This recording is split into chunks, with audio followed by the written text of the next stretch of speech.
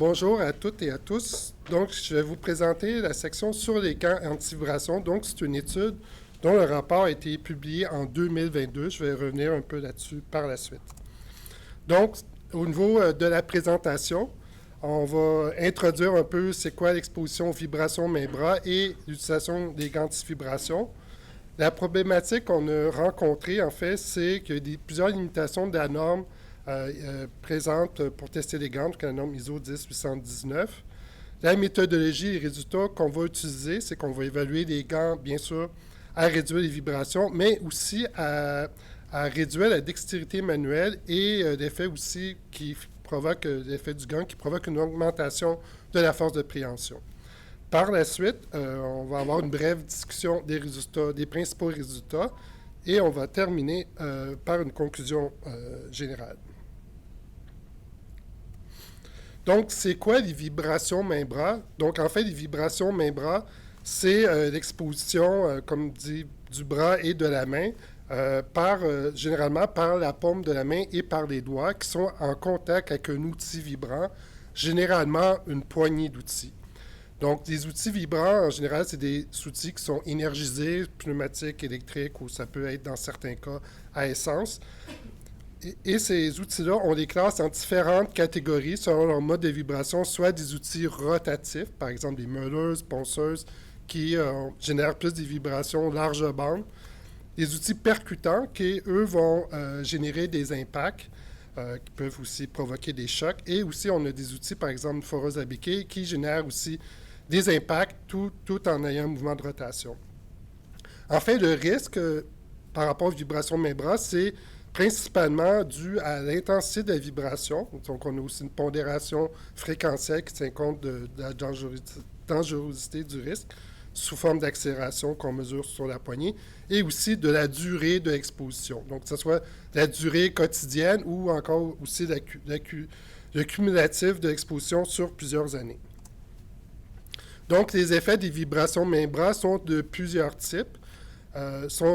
Les effets les plus connus, en fait, c'est des effets vasculaires, parce qu'ils sont plus handicapants et ils sont plus étroitement associés aux vibrations main-bras. Donc, on parle de syndrome de Raynaud ou encore maladie des doigts blancs qui va se développer, qui va être sous forme de blanchissement des doigts et que ça peut donner aussi, ça peut progresser et devenir très incapacitant. Il y a aussi d'autres problèmes de santé au niveau neurologique, que ce soit la perte de sensation, surtout au niveau digital, qui est souvent relié beaucoup avec l'atteinte vasculaire, syndrome de Raynaud, diminution de la force de préhension. C'est aussi un facteur de risque, ces vibrations main-bras, dans d'autres maladies musculo-squelettiques, étant donné que ça peut augmenter l'effort musculaire. Donc, ça peut être un facteur de risque pour tendinite, tunnel carpien et tout problème musculo-squelettique du bras et de l'avant-bras.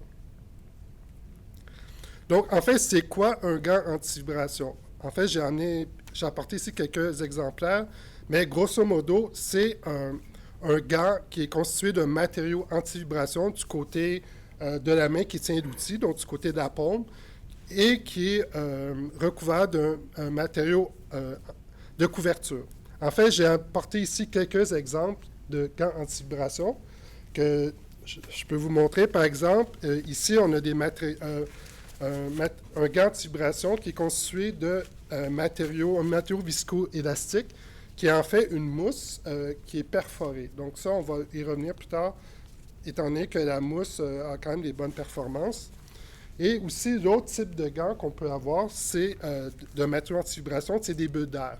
Donc, grosso modo, je vous donne le punch tout de suite, les bulles d'air et la mousse, les matériaux viscoélastiques ont à peu près les mêmes performances. Une autre différence qui est importante, c'est le matériau de couverture. Par exemple, ici, on a un matériau sur la face qui est mince et souple, et aussi on a un tissu qui est souple à l'arrière, versus un gant qui a du cuir, donc qui va être plus rigide pour l'affection de la main. Et par contre, un tissu souple au dos. Et on a des gants qui, eux, sont vraiment du cuir des deux côtés. Donc, éventuellement, on va voir que ces gants-là peuvent apporter d'autres protections vis-à-vis d'autres risques, mais ils peuvent aussi augmenter plus les efforts de préhension et aussi diminuer plus la dextérité. Donc, en fait, cette norme-là, pour l'instant, elle s'intéresse seulement à la transmission des vibrations à la paume. Elle ne tient pas compte de la transmission des vibrations au niveau des doigts. Et aussi, elle doit atténuer les vibrations là, dans l'axe perpendiculaire à la main. Selon deux spectres, donc on parle des vibrations entre 25 et 200 Hz, ce spectre M, elle doit atténuer, le facteur de transmission doit être au pire plutôt, de 0,9, donc il doit atténuer d'au moins 10%.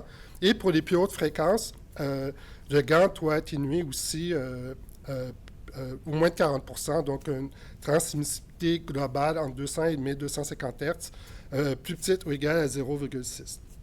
Donc la norme spécifie aussi que le matériau anti-vibration doit couvrir la paume et les doigts. Et aussi, on doit avoir au maximum, le matériau anti-vibration doit être de maximum 8 mm au niveau de la paume. Et celui des doigts doit avoir une épaisseur minimale de 55% d'épaisseur à la paume. Donc, en fait, les gants anti-vibration, on va les tester en laboratoire avec un pot vibrant qui va générer des vibrations contrôlées. On va aussi contrôler des efforts de poussée et de préhension. Donc, la norme, pour l'instant, comme je l'ai mentionné, c'est seulement pour la paume. On ne tient pas compte des doigts. Et c'est seulement 5 participants. Donc, c'est quand même bien, mais on va voir que plus de participants, c'est mieux, étant donné la variabilité entre les individus. Et aussi, ça ne prend pas en compte les facteurs de risque de l'effort, par exemple l'effort de préhension et disons, de dextérité. Donc, comment on procède pour tester les gants? Bien, en effet, on a un adapteur de paume qui est fixé à un accéléromètre. On va tenir la poignée vibrante, donc avec l'adapteur de paume à main nue. Par la suite, on va mettre l'adapteur de paume toujours dans la même position dans le gant. Et on va encore évaluer la transmission de la poignée à l'adapteur de paume avec le gant. Et on va faire la différence main nue, mais avec gant.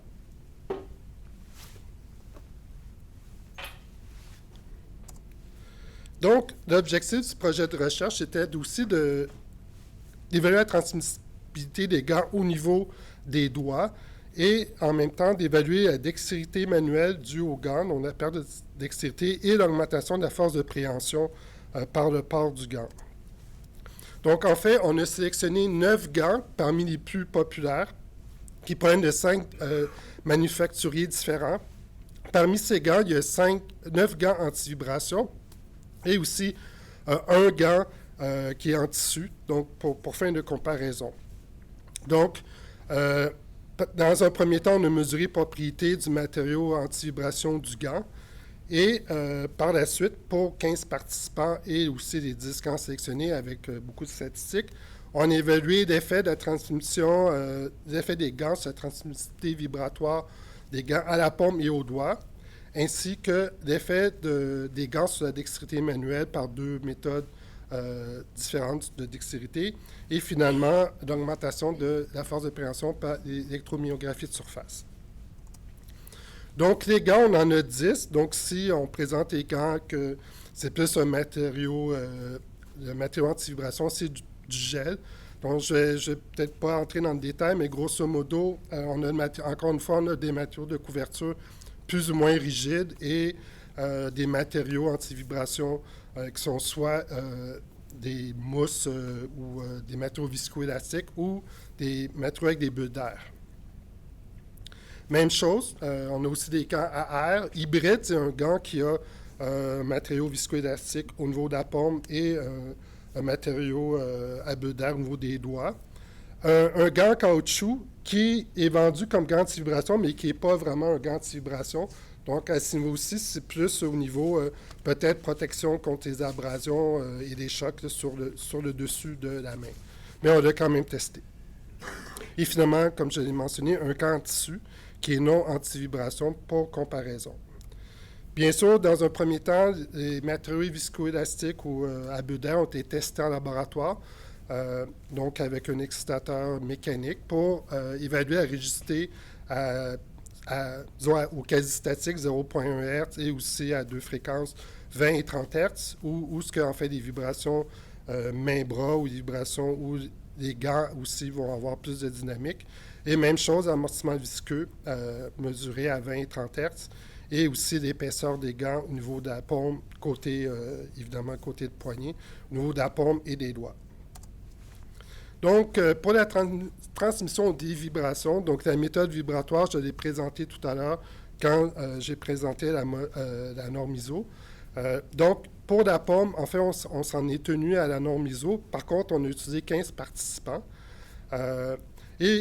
Et en fait, cette norme-là donne des forces de préhension et des forces de poussée que le participant doit maintenir. Donc, qui sont de 30 pour la préhension et 50 newtons pour la poussée. Il y a une posture de bras qui est aussi spécifiée pour les résultats. Et on a utilisé une excitation aléatoire entre 25 et 1600 Hz. Par la suite, on a aussi, pas par la suite, mais pendant les tests, on avait aussi 2 accéléromètres qui étaient fixés à l'arrière des doigts. Donc, et aussi, on avait validé cette méthodologie-là avec des gens au NIOSH qui avaient aussi mesuré la transmissibilité au doigt, mais avec un vibromètre laser, et on avait les mêmes résultats. L'avantage, c'est qu'un vibromètre laser, c'est difficile à utiliser dans ces conditions-là versus des mini-accéléromètres fixés au doigt. Donc, on a choisi l'index et le majeur, puisque des études préliminaires ont montré que c'est les doigts qui étaient le plus exposés aux vibrations. Ce qu'on voit, grosso modo, on voit en jaune, dans la colonne de droite, les gants qui répondent au niveau, soit au spectre M en haut, spectre H en bas, les gants qui répondent à la norme pour chacun des spectres. On voit que plusieurs gants, oui, répondent à droite, mais un des gants, par exemple, GEL3, il va répondre au spectre M, donc transmissivité de 0,9 pour le spectre 25-200 Hz, mais il ne va pas rencontrer la transmissibilité pour le spectre H plus haute fréquence.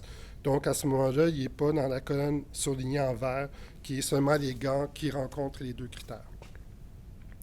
Ce qui est intéressant, c'est quand on regarde ce qui se passe en fréquence, parce que là, on a vu les résultats globaux, mais on peut aussi regarder des résultats, des transmissibilités des gants en fonction de la fréquence. Donc, évidemment, on a la transmissibilité sur l'axe Y et la fréquence sur une échelle logarithmique sur l'axe X. Il y a une barre noire. En fait, ça, c'est la transmissibilité à 1.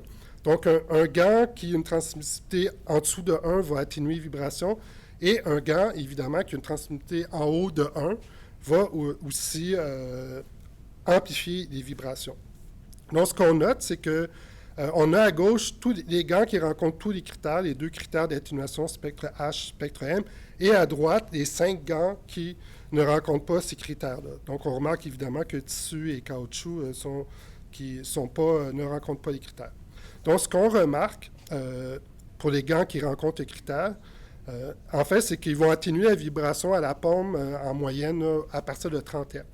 Parce qu'à partir de 30 Hz, en fait, tout ce qui est au niveau paume, après 30 Hz, est atténué. Donc, on n'a pas d'amplification des vibrations et on a une diminution de l'exposition dans ces cas-là. Et par la suite, on a seulement gardé des gants qui répondent aux critères. Évidemment, les gants, je n'ai pas présenté le graphique des gants qui ne répondent pas aux critères, mais la transmissibilité des doigts est vraiment très différente, une amplification presque à toutes les fréquences. Donc, ce qu'on remarque au niveau de l'index, c'est que on a bien sûr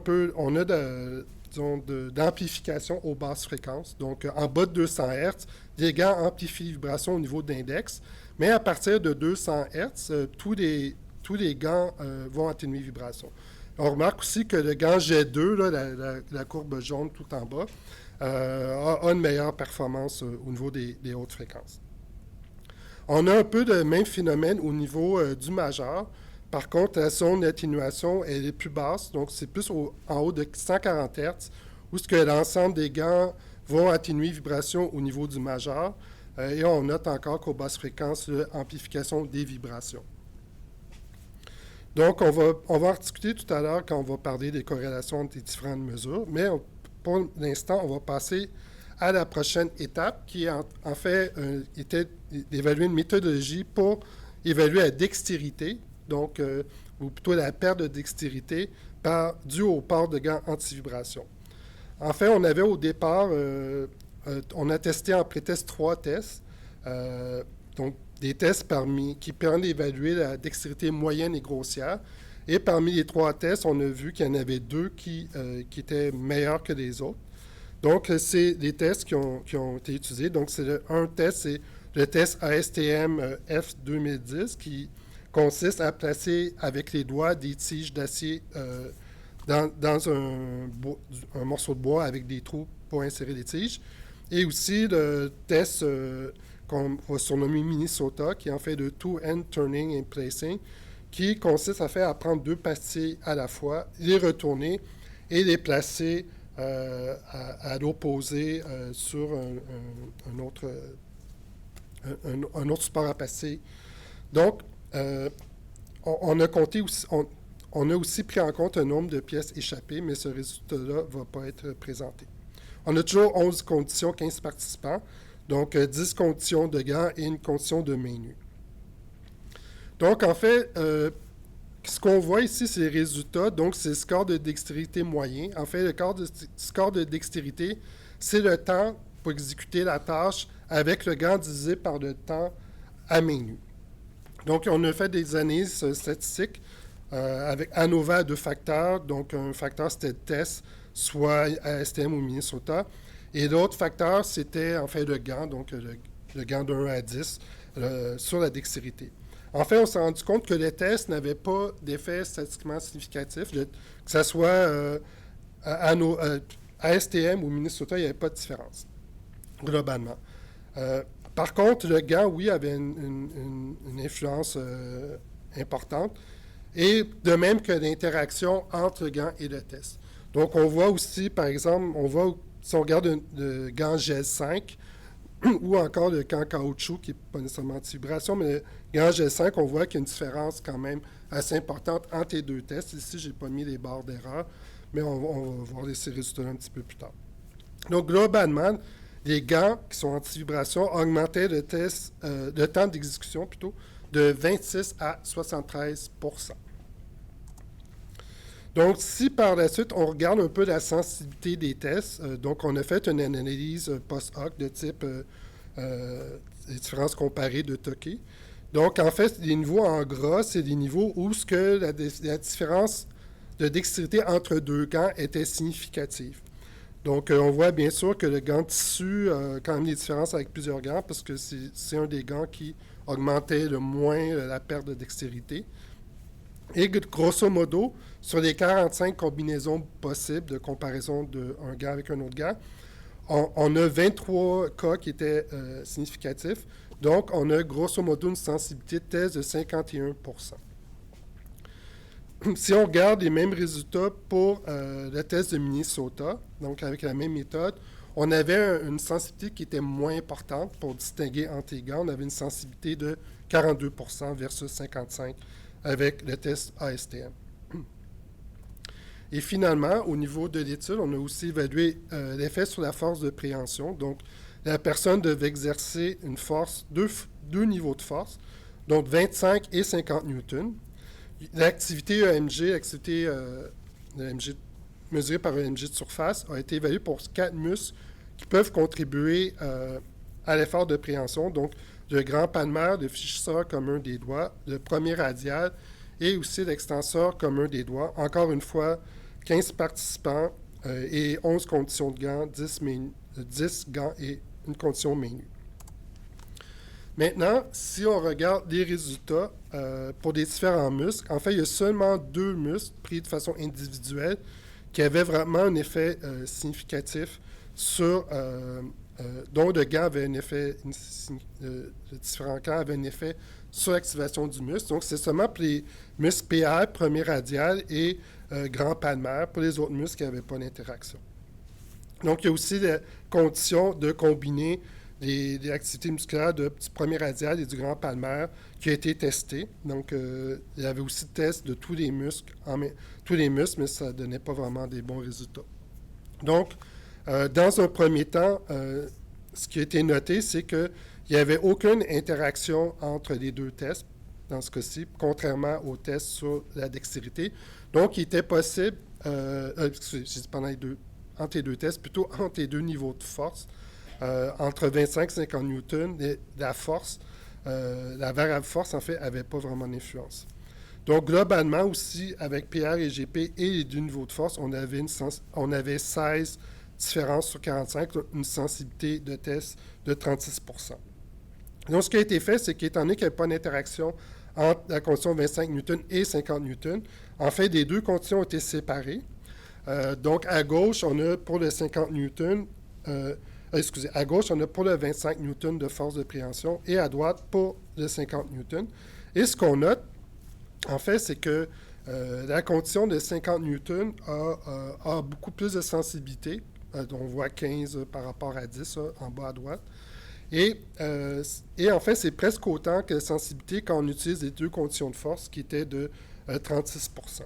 Donc, en fait, on n'aurait pas besoin d'évaluer les deux conditions de force. Et la condition la plus sensible, c'est la combinaison, évidemment, du premier radial et du grand palmaire pour la condition de force de préhension de 50 newtons. Donc, ici, on a aussi les résultats pour chaque gant. Donc, évidemment, l'augmentation du taux d'utilisation musculaire par rapport à la main nue. Donc, on voyait que les gants anti-vibration, qui étaient vraiment constants anti-vibration, augmentaient l'effort de préhension de entre 43 et 73 %, qui peut se constituer une augmentation du risque de développer des problèmes musculo-squelettiques. Aussi, les barres horizontales, enfin, indiquent des différences qui sont statistiquement significatives entre deux gants. Donc, comme on l'avait vu précédemment, il y avait 15 cas où les différences étaient significatives. Donc, si on passe à la discussion, en fait, on a mesuré évidemment beaucoup de paramètres. Donc, que ce soit PRGP, qui est la force de préhension par l'activité musculaire de deux muscles, et deux tests de dextérité ASTM Minnesota, et aussi transmissibilité à l'index, au majeur et à la paume pour les deux spectres. On a aussi ajouté l'épaisseur du gant, donc qui avait été mesurée au préalable, ainsi que la rigidité.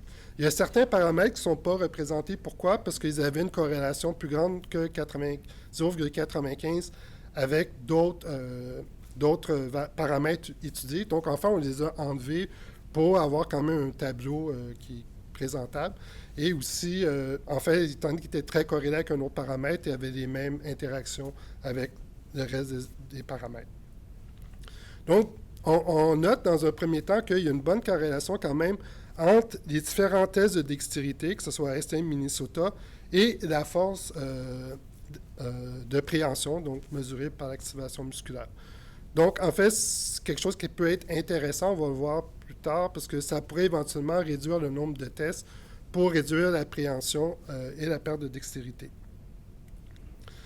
On a aussi noté que l'épaisseur du gant, donc évidemment, l'épaisseur en général, c'est l'épaisseur qui est mesurée au doigt, mais par exemple, pour la force, pour la dextérité, c'est plus quelque chose avec les doigts. Mais pour la paume, pour ce qui est relié à la paume, on prenait l'épaisseur mesurée à la paume. Donc, ce qui est intéressant, c'est que l'épaisseur du gant est vraiment corrélée avec la performance des gants, que ce soit à la paume, au majeur ou à l'index, d'atténuer vibration pour les hautes fréquences. Ce qui fait un peu de sens parce que, en fait, plus les gants est épais, plus ça fait comme un ressort qui est souple. Et évidemment, le gant agit un peu comme une suspension. Donc, la fréquence naturelle du gant va être plus basse. Donc, on va pouvoir atténuer les gants à partir d'une plus basse fréquence. Et aussi, il y avait aussi un effet de l'épaisseur sur l'activation musculaire, ce qui est un peu fait du sens, parce qu'un gant qui va avoir une plus grande épaisseur de matériau viscoélastique va être plus rigide en flexion. On a aussi noté que la rigidité du gant, du matériau anti-vibration, donc évidemment pas la rigidité en flexion, mais la rigidité du matériau à atténuer vibration, était aussi bien corrélée avec la paume et l'index pour les hautes fréquences. Ici, en fait, c'est évidemment plus la rigidité va être faible et plus l'atténuation va être importante. Donc, si on a beaucoup de résultats, mais la question fondamentale, ce serait quel est le meilleur gant anti-vibration? En fait, ce n'est pas une question facile à répondre parce qu'il y a plusieurs choses à tenir compte. Donc, ça dépend de l'application envisagée. Par exemple, le gant Jet 2 que j'ai apporté ici, c'est un gant qui, au niveau vibration, a des performances supérieures, surtout en haute fréquence. Et aussi, il est très souple, donc un matériau à l'arrière du gant qui est seulement un tissu flexible, et aussi un matériau de couverture à l'avant qui est très, très souple. Donc, il y a aussi des très bonnes performances pour la dextérité et la force de préhension. Par contre, dans un milieu où on a des risques plus mécaniques, donc par exemple des risques de coupure, des risques d'abrasion, dépendamment de la tâche, on est peut-être mieux avec un gant avec du cuir qui va aussi protéger, mais par contre qui va offrir moins de dextérité et augmenter plus la force de préhension. Donc, en fait, il n'y a pas de réponse simple. Donc, en fait, les recommandations, peut-être au niveau de la norme, ce serait d'augmenter le nombre de participants de 5 à 15, ce qui n'est pas toujours évident, parce que quand on parle de tests, on parle de coûts.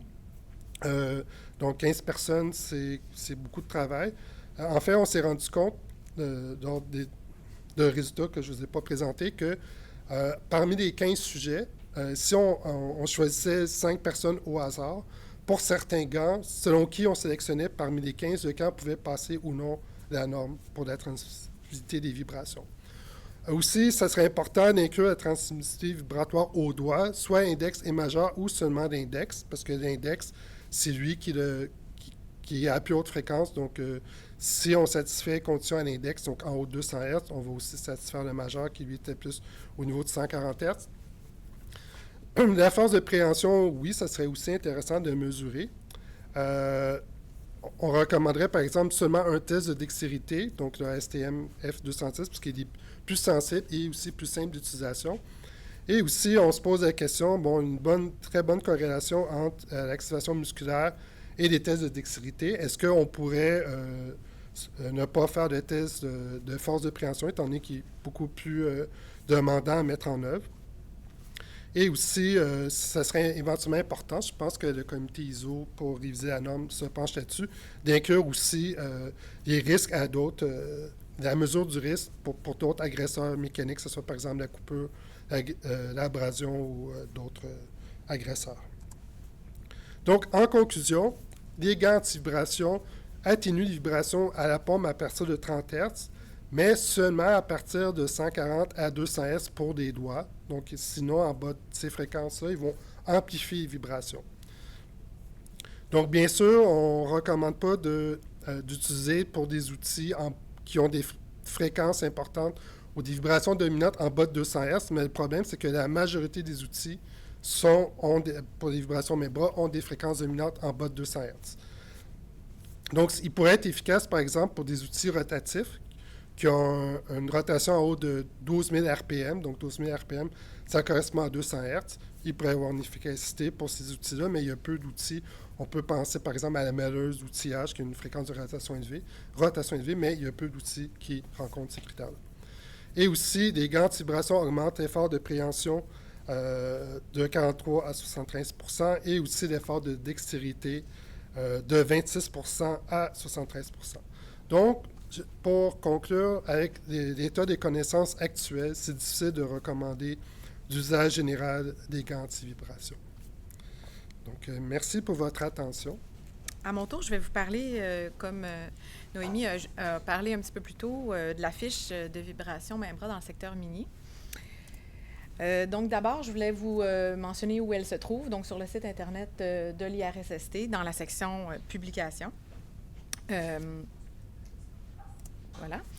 Et ici, je vous ai donné quelques sources d'informations qu'on a utilisées. En fait, on a surtout utilisé de la littérature grise provenant de différents organismes internationaux, donc du Québec aussi, évidemment, de la CNESST, l'INSPQ, la Santé au travail, Réseau de santé publique, le CCHST, le site canadien, d'Australie, Ontario, et l'INRS, pour ne pas les nommer. Puis, bien sûr, là, des recherches de l'IRSST, dont celle de Pierre, qui vous a présenté un petit peu plus tôt. Donc, pour parler du contexte, en fait, de pourquoi on a fait la fiche, d'abord, c'est que pardon, je m'excuse. Le secteur minier utilise beaucoup d'outils vibrants pour les mains et les bras. Puis avec l'ASP du secteur minier, la PSM, nous avons créé une fiche de mobilisation qui pouvait aider les travailleurs à identifier les sources de vibration et évaluer les risques d'exposition. Donc, la fiche présente les différentes étapes à suivre lorsque les travailleurs utilisent des outils vibrants et des mesures de prévention pouvant diminuer le risque d'exposition aux vibrations membra dans le contexte minier. Donc, je tiens à préciser que la fiche a été rédigée par mon collègue Laurent Giraud, qui était chercheur ici à l'IRSST, et moi-même, conseillère en mobilisation des connaissances, puis aussi en collaboration avec Pierre Marcotte, que vous avez tout juste vu avant moi, ainsi que René Dufresne, qui était adjoint à la direction à la mobilisation des connaissances. Et aussi, pour contextualiser et personnaliser la fiche, on dit un grand merci, en fait, au sous-comité vibration du CA de l'ASP du secteur minier. La fiche a été faite, dans le fond, en 2 sections. On le voit un petit peu sur l'image. En fait, on a fait une section travailleur puis une section employeur. Mais on l'a mis sur la même fiche, vu que la SST, ben, c'est une responsabilité partagée. On trouvait pertinent là, de tout mettre ensemble pour que ça soit accessible autant aux travailleurs qu'à l'employeur. Donc, au niveau des symptômes, là, je ne vais pas nécessairement tout répéter parce que Pierre en a parlé juste avant moi. Mais bon, certains symptômes peuvent être liés à l'exposition des vibrations membra là, au niveau soit de l'atteinte des atteintes musculo-squelettiques, problèmes de circulation sanguine ou encore l'atteinte des nerfs, dont le syndrome de Raynaud, des douleurs dans les bras et les mains, de l'arthrose ou encore de l'engourdissement, picotement des doigts. Voilà. Donc, là, on commence avec la section, par la suite, en fait, c'est la section travailleurs, où on a les étapes à suivre là, si les travailleurs utilisent des outils vibrants. Donc, si on suit l'image ici, bien, en première étape, on va identifier les outils et les facteurs aggravants, ce qu'on va voir un peu plus tard. Par la suite, on informe le superviseur, le représentant santé et sécurité, le comité santé et sécurité, de ce qu'on a comme outils puis des facteurs aggravants, s'il y en a. Puis, on discute par la suite avec l'employeur, puis le RSS et le CSS, le représentant du comité SST, pour trouver des mesures de prévention adéquates à la situation de travail. Puis, par la suite, bon, on va appliquer ces mesures de prévention-là. Et puis, par après, on va, afin de dépister et prévenir les atteintes, dans le fond, liées aux vibrations membra, on voit si on peut faire une surveillance médicale. Puis évidemment, par la suite, bien, c'est bien important de rester attentif aux symptômes puis de consulter un médecin au besoin. Donc, on est toujours dans la section travailleurs. Je vous ai mis l'image qu'on a sur la fiche. Dans le fond, on nous a fourni des images d'outils réels utilisés dans le secteur minier. On donne des exemples ici. Donc, les foreuses à béquilles, les foreuses à plancher, clés à choc, marteau-piqueur, rectifieuse, foreuse verticale. Puis, on a aussi donné la possibilité d'en mettre d'autres. Puis, évidemment, bien, ce qu'on fait, c'est qu'on demande aux travailleurs de cocher. On voulait faire une fiche dynamique là, pour qu'ils puissent répondre aux questions puis que ça soit facile d'utilisation.